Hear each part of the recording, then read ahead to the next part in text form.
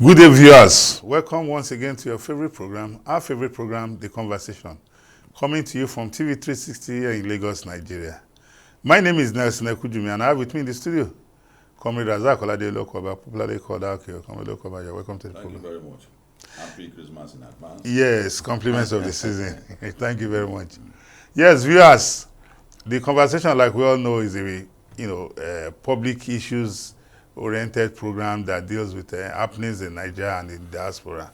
Top of the bill today, we want to look at President Bola Tinubu's 2025 budget presentation to the National Assembly some time ago. The president presented a 47, am I correct? Almost 50 billion. Almost 50 billion, 49.7 trillion naira 2025 appropriation bill to the joint session of the National Assembly, and that budget has continued. Proposal has continued to generate reactions from Nigerians, and for me, the highlight of the budget was that the administration has budgeted for a revenue of about government has budgeted for a revenue of about so just a minute.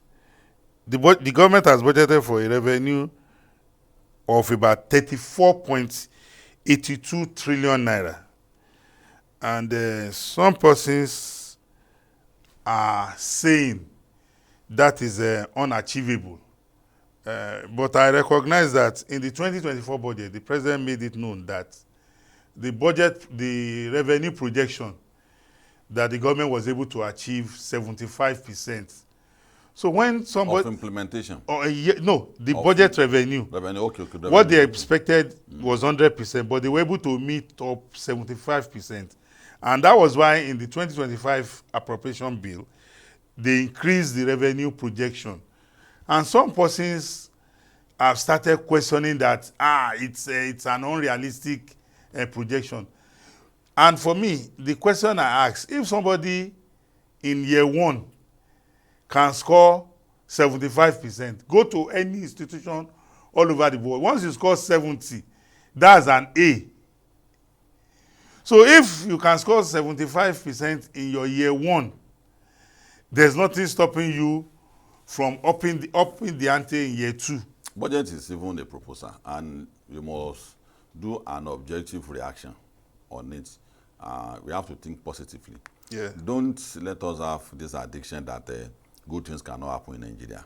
The person in charge now is an accountant, a financial engineer, and we know his antecedents. Absolutely. He did it in Lagos and has been a consultant to many African countries. Even international organizations. And he excelled.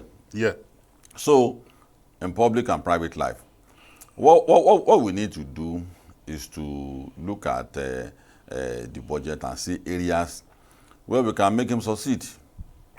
The highlight of the budget, the emphasis on certain things, makes me happy. He spoke extensively about the need to secure our country, because it's only a secured environment that you can prosper, that you can do business. Prosper, yes. But there's a very critical aspect that he also mentioned, which is infrastructure. The focus of the budget is security, infrastructure, and education. Yes. Those were the primary focus of the budget. And he reminded us of the importance of the power sector. Absolutely. It's part of infrastructure. He also mentioned the need for, because when you say infrastructure, people assume it is road and... No, so even health facilities is also part of infrastructure. So he broke it down and laid emphasis on power again, oil and gas and power. Yes. If we remove power from the runnings of the world, the entire world will shut down. The world will shut down. Absolutely. Your country will not work. It's the greatest invention. Any serious country that is addressing its people on prosperity must have that to mention. Then also, he spoke essentially about the telecoms, our internet, the slow pace at which. Yes. It is not because we want to do TikTok. That's why he's saying about it. But if you see people like President Tinubu coming on board, he will use everything to make money for Nigeria. So we should be on the lookout. Comrade Okoba, let me read some of his statements. He said, the president explained that other expectations for 2025 will include reduced importation of petroleum products. Yeah. Don't forget, the government is planning to bring down inflation from about 34% to about 15%. Yes, that's correct. He's also talking about reduced reliance excuse me, on food imports. That's because the government is investing massively in agriculture. When we talked about the revenue the other time, where does the government get the large chunk of its revenue? From oil production. Yeah. Today, when this administration came into office, we were producing between 1.1 to 1.2 million barrels per day. Yes. As we sit here now, we are producing about 1.8 million barrels per day. So we have been able to add about 5 to 600,000 barrels per day to the bucket.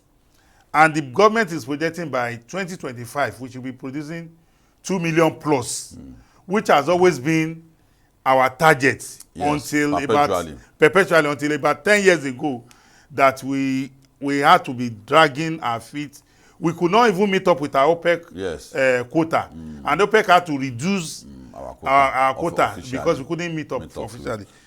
What the challenge people pointed out has nothing to do with the president. He inherited it. The current expenditure is very, very, very huge. And I told Nigerians that, see, you will raise issue, you will raise problem, and you think in solving the problem, it has nothing to do with you. When it start load shedding now, merging some ministry together, people start making noise that sacking some people, unemployment is there already, it's also raising some ministers. And I said, how do you think it's going to shed down the load to reduce recurring expenditure? So the fund that is meant for those agencies, which is a duplication, he said it's going to buy over 1 million tractors, 100,000 mechanized tractors. Mechanized tractors. Yes. Cutlass and O is primitive agricultural system. Yes. He will invest it into such thing. So the price for what he has said, we are going to pay it too. So I don't want to prepare in the mind of Nigerians that the president will achieve that increase in our revenue with ease. There's going to be sacrifice here and there. And we must be willing to do that, to put up that sacrifice. It's a collective responsibility to do so. So we are getting out of hard time. If we are getting out of hard time, it will be more harder, which is an indication that something easy is about to come. Yeah. So brace up. I want Nigerians to brace up. I want to prepare your mind that it's not going to be easy doing so, but it's going to be for good. Absolutely. All these things we have mentioned here. Yes. Tax system, revenue, power sector. Again, now it's shedding load. If you talk about national grid now, the president and the federal government will secure the national grid all over the country. But when state take over, generate power for themselves and distribute, is load shedding. That revenue that is so high will be coming down. Yeah. The same thing, the discussion about say state police is on board also. Yeah.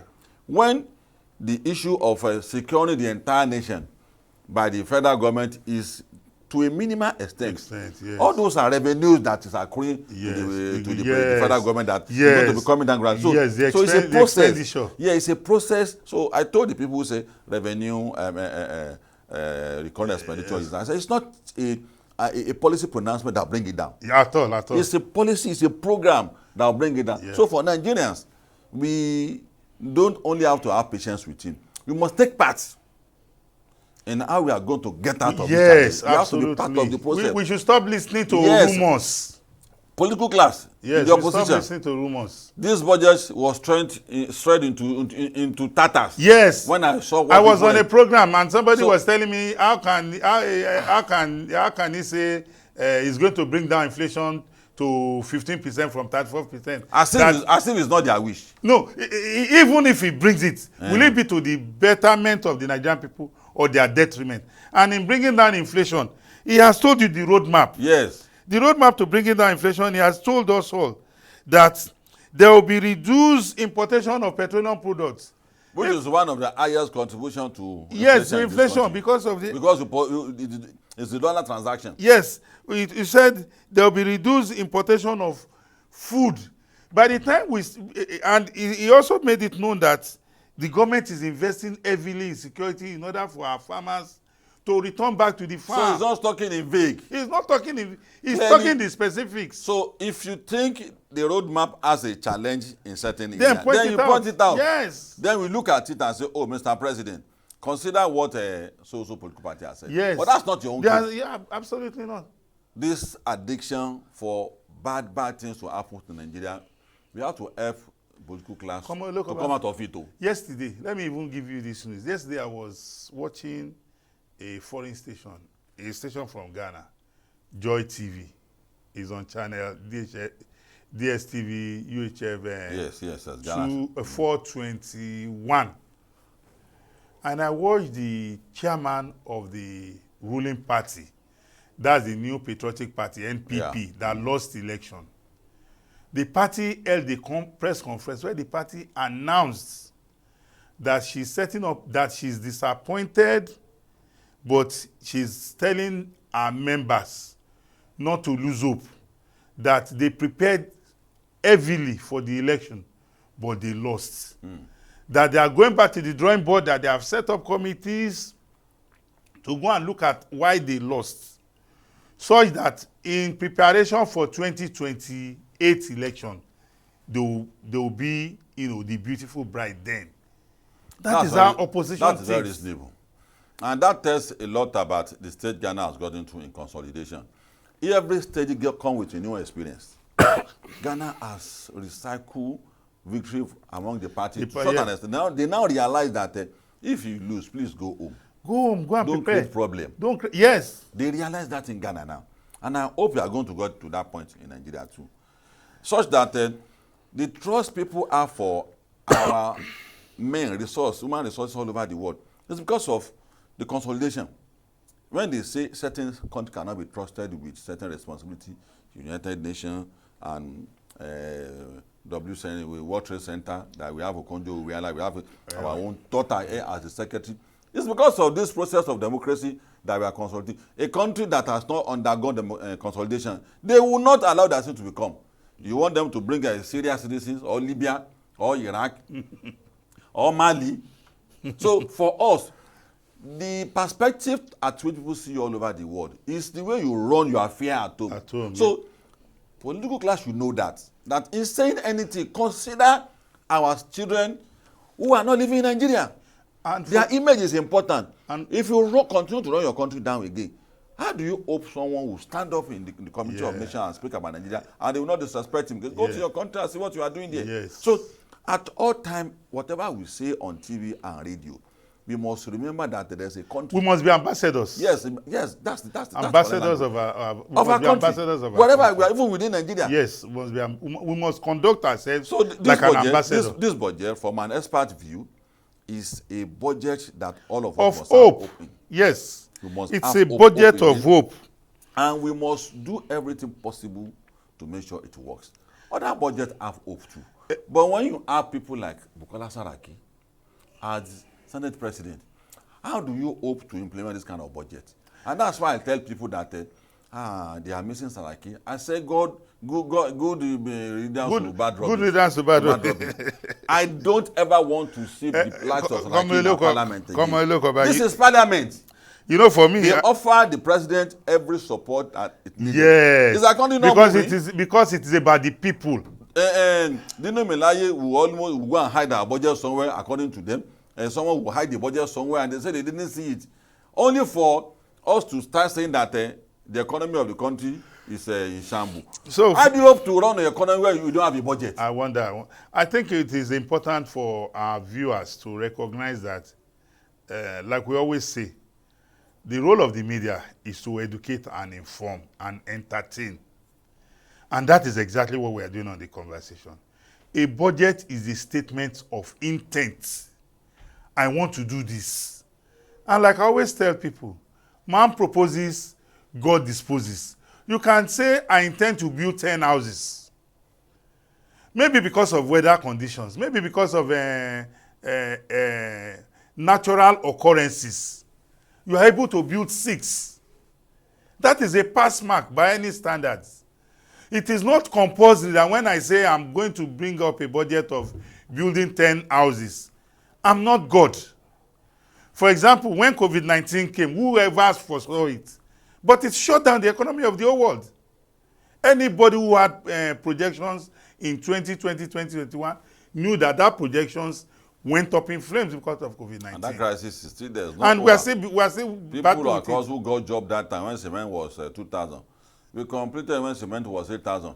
We were not paid up to today. So I think our people, this budget 2025 by President Bola Tinubu, we are waiting for the Minister of Finance to come and give us a full detailed breakdown of the budget.